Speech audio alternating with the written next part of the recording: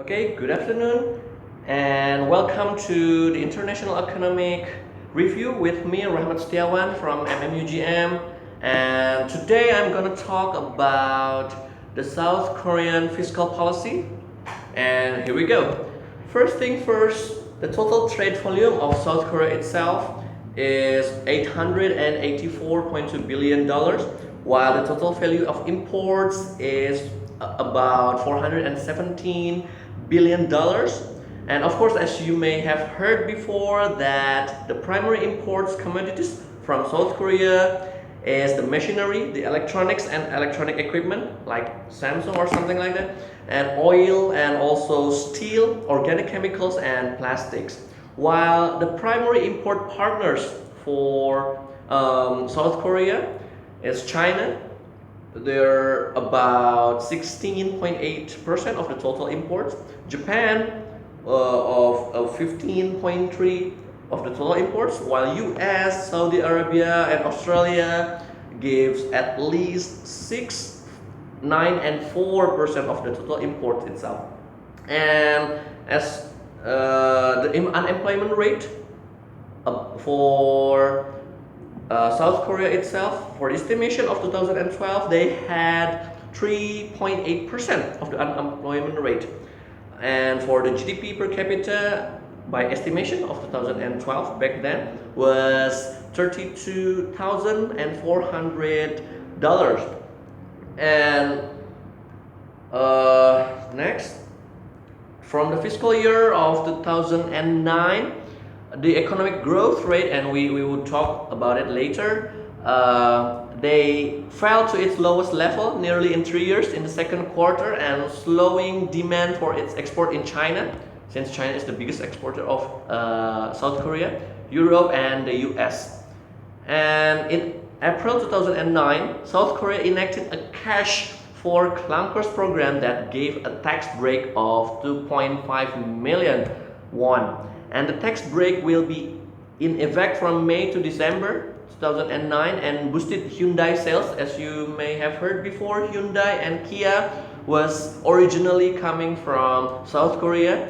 The Hyundai sales was boosted from 530,000 to 580,000, and Kia sales from 327,000 to 357,000 for only 1 year. And mainly from the faster than expected growth in Asia's fourth largest economy, South Korea's government budget deficit and liabilities in 2009 came in less than predicted. And therefore, the government encouraged voluntarily restructuring efforts of domestic companies by designating companies with potential financial difficulties and helping them through debt restructuring program. And of course, also that's why one of the reasons why government take a great deal on this program is because they want to help the company itself to restrain on their business.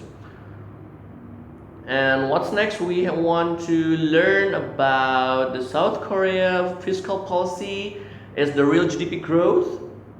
And the South Korea had good growth in 2010 and is enjoying decent economic growth in 2011.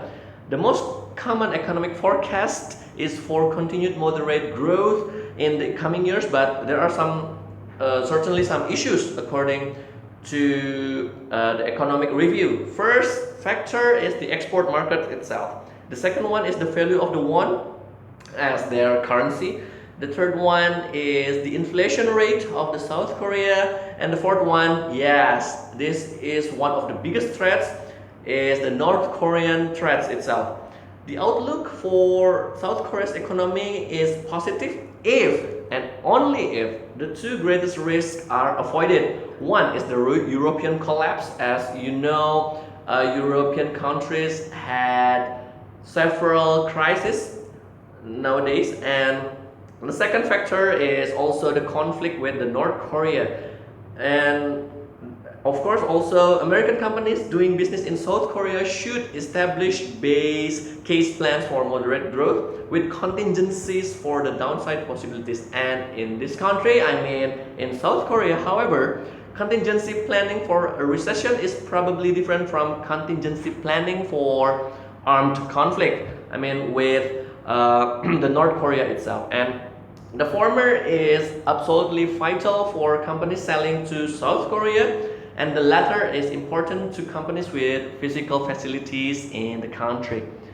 And that's all about the economic review of South Korea, especially for the fiscal policies. And see you again next time. Goodbye.